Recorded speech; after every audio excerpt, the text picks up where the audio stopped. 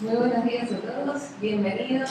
Bueno, un placer inaugurar esta jornada de conferencias de prensa con un tema tan sensible. Ayer, en el apartado y nada más que la verdad, se proyectó en Nacidos Vivos este tema que hace poco en la sustracción y también en el tráfico de bebés.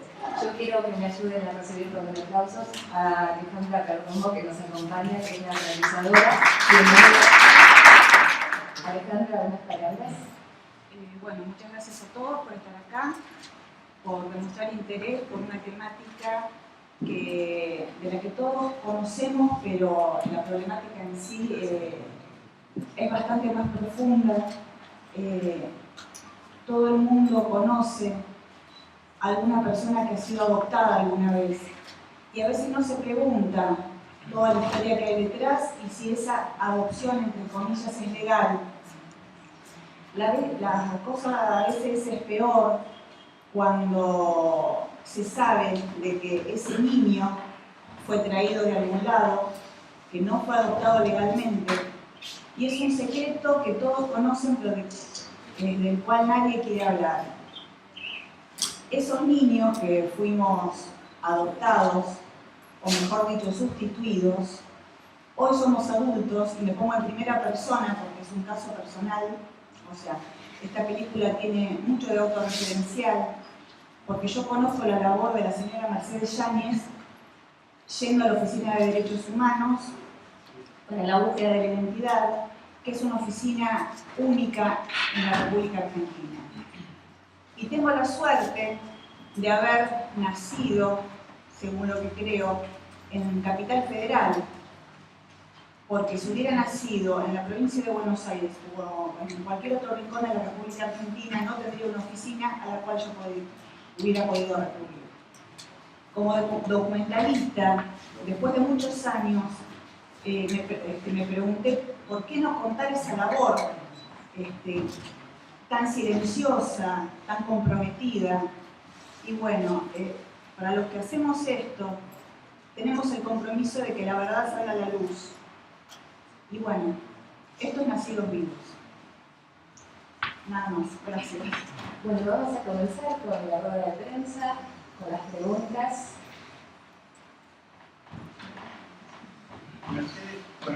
Dame un segundito que llegue el micrófono, así todos escuchamos la pregunta. Mercedes, vos en la película contás un poco de cómo nace la oficina en sí de derechos humanos. El tema es que la oficina, por lo que se ve en la película, sos vos y dos personas más. ¿Qué pasa, qué pasa cuando, digamos, por X causa, porque digamos, que cambien de lugar o lo que sea, cómo sigue esa oficina? Bueno, en realidad la oficina está creada, va a cumplir ahora en agosto 16 años. 10 años trabajé sola, no tenía ninguna persona que me ayudara. Lo que intento en este momento es formar las 3 personas que tengo a mi cargo. Una de las personas es planta permanente como yo, las otras 2 personas son contratos, o sea, tampoco tienen asegurado su permanencia. Esperemos que sí, que así sea, que permanezcan. Es una situación difícil. Yo podría jubilarme, se me ha ofrecido ya jubilarme, aunque no haya cumplido los 60 años, pero bueno, por los años de servicio, retiro voluntario, y he decidido que no lo puedo hacer, por más que quisiera hacerlo, porque el registro civil me va a tener que aguantar 5 años más, porque no es fácil formarse en esto. No hay una conceptualización acerca de esto. La única que puede hablar de conceptualización es metodologías de investigación y sistemas al respecto. Soy yo.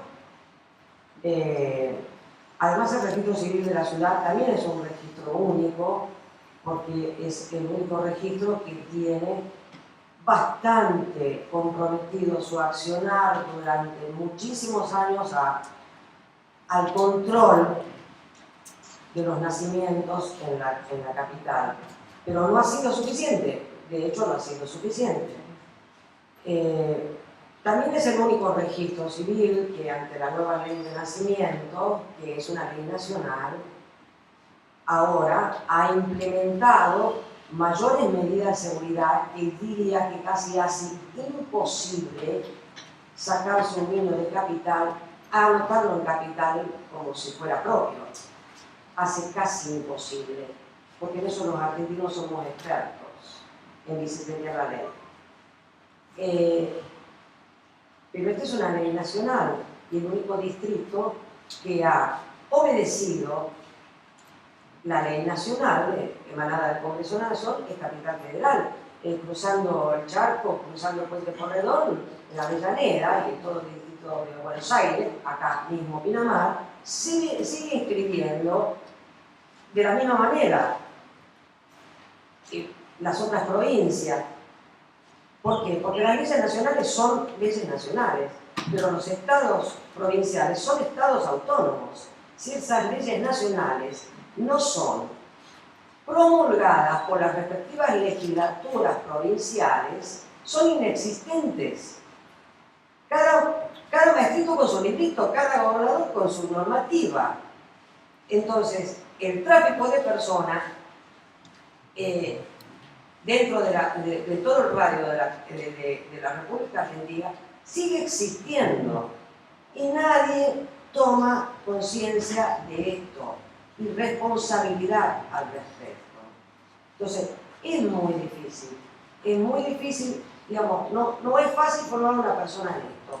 Los requerimientos son algunas cosas sencillas, se necesita pasión por el otro, y se necesita compasión por el otro, acompañar la pasión del otro, el dolor del otro, ver cómo se contiene esto. O sea, ¿por qué yo pude hacerlo? Porque yo tengo una formación profesional y personal que me ha posibilitado, soy profesora en Ciencia de la Educación, cuasi licenciada en Ciencia de la Educación, o sea, tengo herramientas instrumentales de investigación, 10 años de estudios psicoanalíticos privados, me posibilita contener al otro, porque la oficina no es una oficina donde te tiran los papeles y te dicen, por ahí está ese. No, hay que tener capacidad de escucha para el otro, hay que conmoverse por el discurso del otro. El discurso del otro es muy importante, es la herramienta primera que yo tengo para abordar el rompecabezas que es la historia familiar o novela familiar, ya lo decía Eva Ghiberti en el documental Trunca, la que no fue. Eso, reconstruir eso es lo que me va a permitir y me va a permitir orientar a mí hacia dónde yo voy a investigar, a qué hospital, por ejemplo, me voy a dirigir. Es una tarea que me cuesta y básicamente, digamos, ¿por qué puedo comunicarla? ¿Qué es un docente? Es un comunicador, enseña, pero junto con esto, junto con la transmisión, está la orden del día. Hay tantos casos que hay que ir resolviendo. Entonces, todo esto ha confluido. Yo dejé la docencia porque no me gustaba ser agente del sistema, pero terminé siendo docencia en el registro civil, porque en la contención uno también le enseña al otro que viene lleno de confusiones cuán importante puede ser, hasta dónde puede ser, cómo puede tomar esto para poder resolver sus cuestiones vitales, porque esto afecta a cuestiones vitales de las personas. Esto es lo que no se toma conciencia. No es un pasado que sucedió, un pasado que se ocultó y entonces lo que está oculto se sepulta. No, sabemos perfectamente todos nosotros que el pasado regresa y lo repetimos en los lugares más insólitos. Entonces, la tarea nuestra no es solamente una tarea de investigación, porque hay muchísimos casos que no se pueden resolver, pero yo tengo que, es lo que yo siento como obligación, que debo proveerle al otro que tome las herramientas para que se apropie. Algunos dicen apropiado, a mí no me gusta hablar de apropiado, digo sustituido, pero en este caso sí que se apropie de sí mismo, que finalmente termine manejando su propia vida, más allá de lo que no conoce, más allá del entorno con el que la pasó bien, la pasó mal, la pasó bomba, pero la pasó con mentiras. Poder, digamos, enseñar esto, transmitir esto, que la identidad no es un documento, no es un nombre. La identidad es la historia personal de cada uno, que se construye con los otros, que me circundan y que me influencian, pero que básicamente, a partir de los 21 años, la identidad es mía, y yo la resuelvo, y yo la construyo, y yo la determino, con lo que adquirí, con lo que desconozco, con lo que elijo. Eso es apropiarse de sí mismo. Cuando dicen no tengo identidad, no, sí tenés identidad, si no, no estarías acá. Pero no porque tengas un DNI, no, porque sos una persona, tenés actividades, creaste tu propia familia, decidiste no tenerla, hiciste una profesión, elegiste tal cosa. Eso es la identidad. Yo tengo una frase que digo que la identidad es como la plastilina. Es muy maniable. Se construye todos los días, a lo largo de toda la vida. Y tal es así que para mí el último acto identificatorio de una persona es elegir cuándo, cómo, de qué y ante quién se muere. Ahí finaliza la identidad, junto con la vida. Entonces, es difícil, pero no es imposible. Si fue posible para mí, es posible para otros. Entonces, voy a seguir bregando para que se forme esto, se conserve esta oficina, porque lamentablemente nosotros estamos trabajando con la generación cincuentista, sesentista, setentista, y hay la generación del 80, la generación del 90, la generación del 2000, la del 2010, que van a venir apareciendo a medida que se vayan enterando que son personas sustituidas. Hay mucho por hacer. No sé si eso te contesta. Hola, sí, quería hacer una pregunta a Alejandra y también a Mercedes. ¿Cómo llegar al número de 3 millones de personas que no conocen su identidad, que es casi el 8% de la población argentina? Y si no cambió la sentencia de Mercedes del 50, del 60, del 70, del 80, del 90, del 2010, con toda la conciencia sobre derechos humanos que venimos adquiriendo, el contar de dónde venimos muchos, de dónde vienen muchos, ¿no? Sobre todo en los últimos años. Bueno, yo también me asombro cuando escucho esta frase, y lo conversé con Mercedes en una oportunidad, ¿no? Porque la mayoría repetimos eso, 3 millones de personas. Y lo que ella me contestó, ahora te lo va a aclarar mejor, es que sobre esto no es realmente una estadística, como dijo, o sea, es algo totalmente ilegal y encubierto, es algo de lo que no se habla, pero es una proyección que va haciendo Mercedes a partir de los pedidos que va teniendo de búsqueda de identidad. ¿Lo querés? Bueno, yo nunca quise hablar de frases y de cifras. Esas estadísticas que suelen labrarse, me acuerdo de la de los pulsos y todas las demás historias que todas las conocemos, esa frase, somos 3 millones de personas, la suelta al ruedo una organización de afectados. En algún momento alguien de CONADI también la mensura de esta manera. Yo siempre me negué a mensurar una cantidad. Es más, he tenido algunas dificultades cuando algunas autoridades, que fueron no las presentes, sino las intermedias, entre cuando yo me origino como oficina y ahora, pasan unos cuantos directores, a ver, ¿cuál es el sentido de la existencia de la Oficina de Derechos Humanos? ¿Cuántas personas atendés por año? Yo laburaba sola. Tenía que atender el teléfono, mail, atender al público e investigar en el archivo. ¿Cuánto más? Además me tengo que dedicar a hacer estadísticas. Y la pregunta fue, mira, la oficina tiene como todos los derechos y como todo accionar humano en cualquier nivel de la vida. ¿Qué tiene sentido? Basta que una sola persona en este país esté afectada en su identidad de origen y haya sido víctima de un delito para que yo y la oficina creada por mí tenga sentido de su existencia. Esta fue mi respuesta. Pero no me importa. ¿Quieres cerrarla? Cerrala. Pero esta es mi postura. ¿Qué puedo decir? Yo puedo decir lo que ocurre en el público.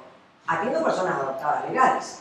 Atiendo no es solamente la actividad, la sustitución de identidad. Hay personas que buscan a sus familiares.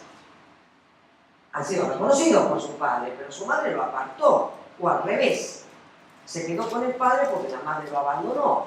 O porque, por razones. Hay personas que no han convivido con sus familiares o con algunos de ellos y necesitan saber imperiosamente de ellos. Buscamos familiares también. También la oficina en su origen atendió la identidad de género, el travestismo. En mi oficina iban todas las personas que eran travestis porque en los registros civiles se las maltrataban cuando iban a buscar documentos. Peinate como un varoncito, ponete un traje y una corbata, si no, no te doy el DNI. ¿Qué me venís con esas plumas? Ante esto, también con don Esteban Centanaro dijimos, este maltrato no va a suceder. Entonces, entraban todas las personas que habían elegido esta identidad y eran atendidas como personas. Hasta que logramos que el resto de los empleados pudieran darse cuenta que son servidores públicos, que le deben su sueldo al ciudadano y que no les puede ni les debe importar y no pueden discriminar porque no lo íbamos a permitir a personas que elijan su sexualidad como les plazca. También, ¿cuándo dejé de atender a este grupo? Cuando logramos que en la planta baja todo el mundo tuviera claro que se atendía a estas personas como cualquier ciudadano y que la fotografía era la que él o ella decidía, siempre y cuando sea 3/4 perfil derecho y fondo azul. Se acabó. Entonces, son muchas las tareas respecto que tienen que ver la identidad. También está ligada con la identidad de género. También se atiende personas, madres solteras, que sus parejas no reconocieron a sus hijos. ¿Qué hago? ¿Lo obligo a reconocer o me como todos los problemas que vienen de lo que implica un reconocimiento de un padre? Son muchas las temáticas que se atienden en la oficina. Habíamos quedado en perdilla en el tema de la cifra. Vamos concretamente a lo que nos atañe. Es cada una persona adoptada legalmente que entra en la Oficina de Derechos Humanos, detrás de ella entran 3 con sustituciones de identidad. El porcentaje es 1:3. Necesitábamos digitalizar, lo estamos haciendo muy lentamente porque no damos abasto. Pero en la digitalización para facilitar las búsquedas, porque la búsqueda es muy engorrosa, es acta por acta, libro por libro. Y yo digo hongo por hongo, porque terminamos con hongos en las manos. Los archivos provocan estos efectos en las personas que trabajan en los archivos. Por ejemplo, problemas de piel, porque el papel genera la humedad, etcétera, el calor, genera hongos. Entonces, digitalizar da velocidad en la lectura, uno ejercita y no tiene que andar con el papel. Y además hay que ser muy cuidadoso con el papel, porque esos libros deben perdurar de por vida. Cuanto más se manosea el papel, más pierde. En solamente un año, digitalizamos. Y la conclusión a la que yo llego es que en ese año de solamente las personas nacidas en los hospitales públicos, no el sanatorio privado, no el consultorio privado, entre un 10 y un 15% son personas sustituidas. En el distrito más controlado.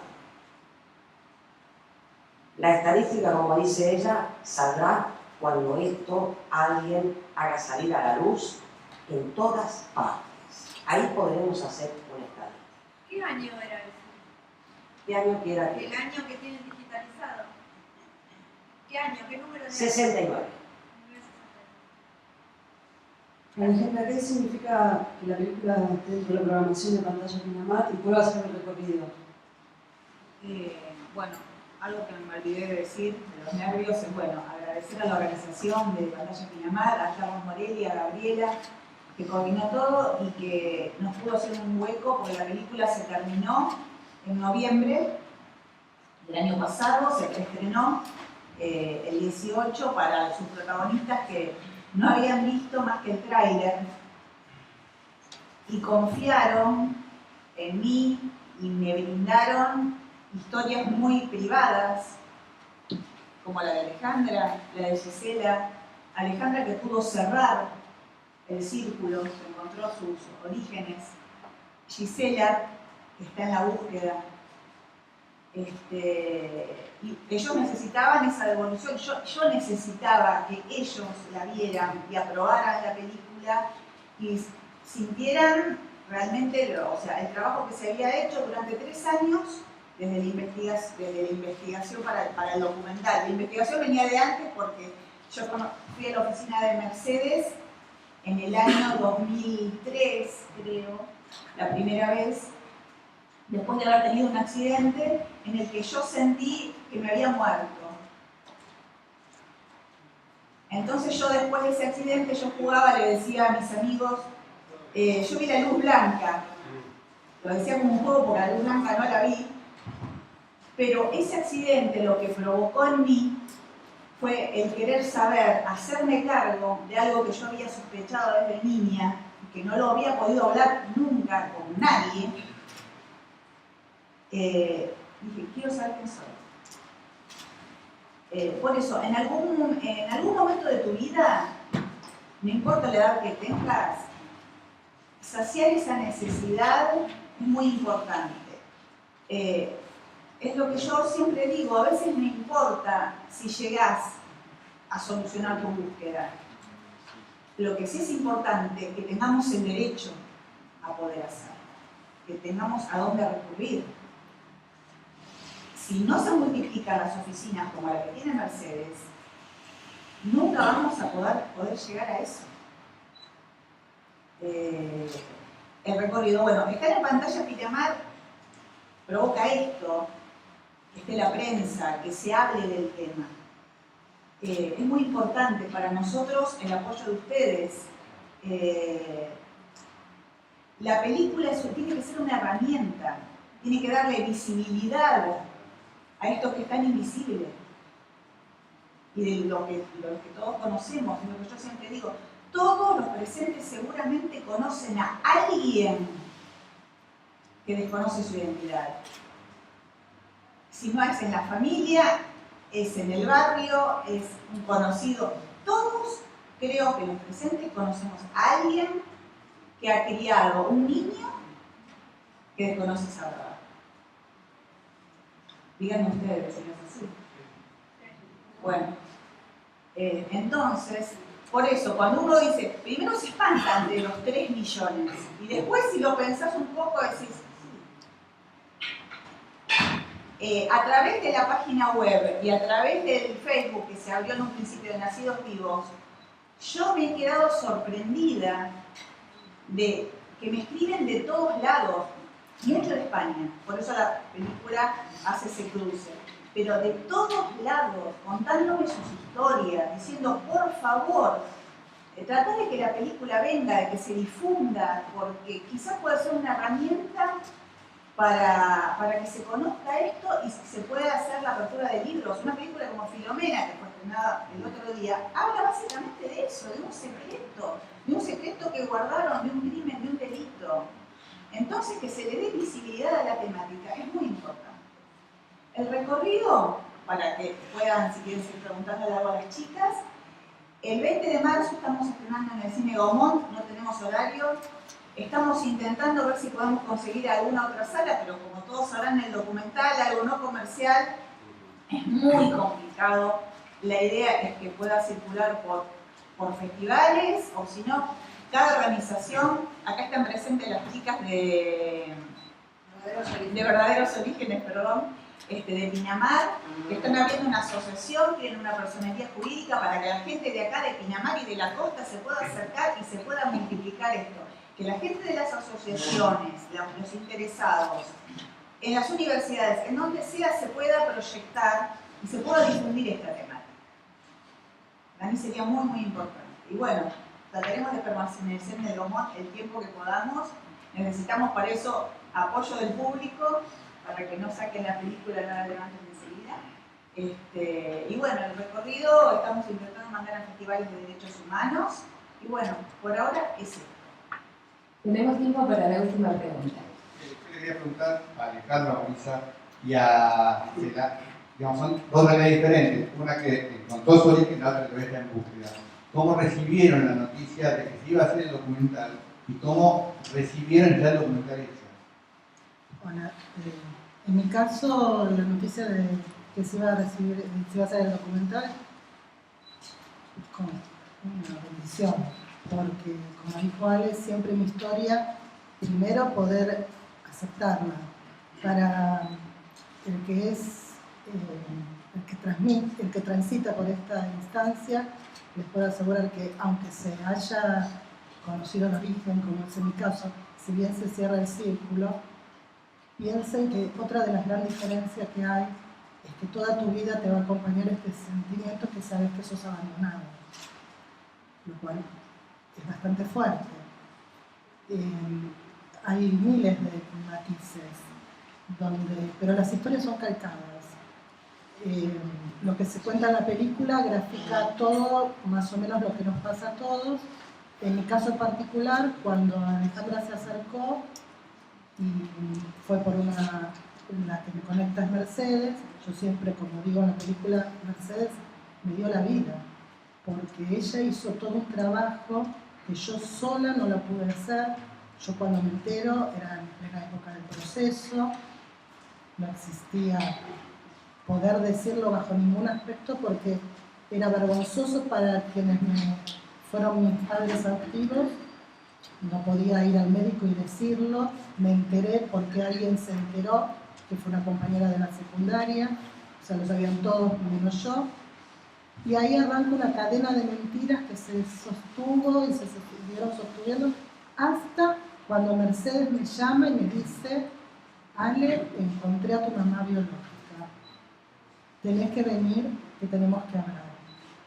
Hasta ese momento, mis padres adoptivos me siguieron sosteniendo su mentira.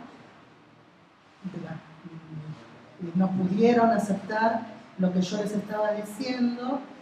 Y cuando después de todo mi transitar, hacer todo lo que me pautó Mercedes, porque realmente yo no podía ni pensar lo que iba a hacer, ese viaje entre ríos, tocar ese timbre, que agradezco que está mi marido, que fue el que pudo tocar el timbre y poder enfrentar la situación, el apoyo de mis hijas, que fueron las que me impulsaron a ir a la oficina de Mercedes.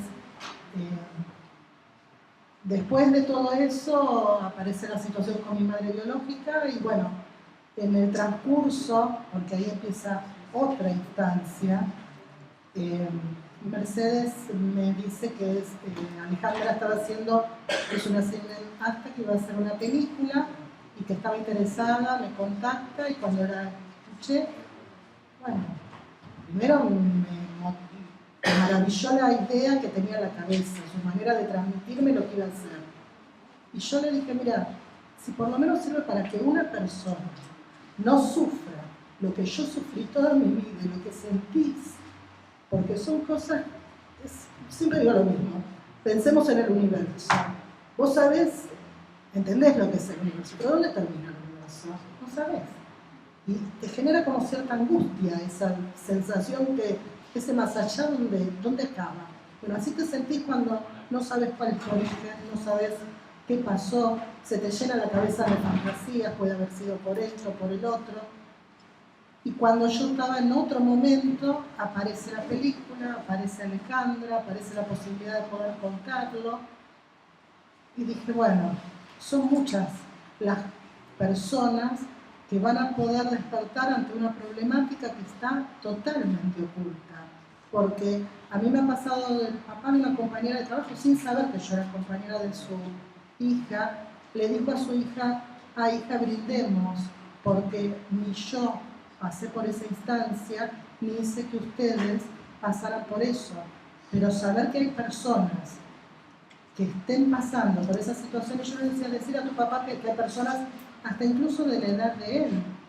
Y de hecho hoy sigue habiendo, esta problemática sigue existiendo. Entonces somos muchas las personas que atravesamos esta situación y esta sensación. Se les puedo asegurar que es muy fuerte sentirse abandonado, no saber su origen.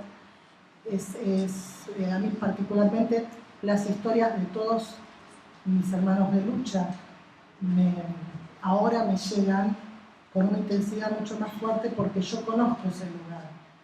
Entonces, bueno, le dije que sí ciegamente, te cuento toda mi historia. Yo mi historia siempre la pude contar a mis íntimos, a mis elegidos, mis amigos, que son mis pilares de toda la vida, a Mercedes Yáñez y a Alejandra Perdomo.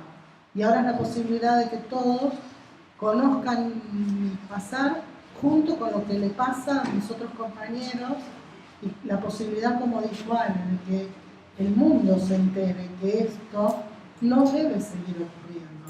Porque ayer Mercedes dijo algo muy cierto, no es solo adoptar un bebé, hay personas, los que estamos reclamando y pidiendo la verdad, somos personas. Es nuestro derecho a saber la verdad y a poder armar nuestra vida, más allá de lo que construyamos en nuestro quehacer de toda la vida. Tenemos sentimientos, tenemos pensamientos que van a estar atravesados por toda esta instancia y me parece que nadie tiene derecho a robarle la identidad al otro y a no permitirle ser quien debió haber sido, o al menos saber esa verdad. Lamentablemente nos quedamos sin tiempo, pero agradecemos la presencia, el testimonio. Un segundito, dale a Belleza. ¿Cómo no? Un minutito. Cuando a mí se me convocó, mi decisión fue un sí, porque represento a la víctima en el momento. Gracias. Nada más. Gracias.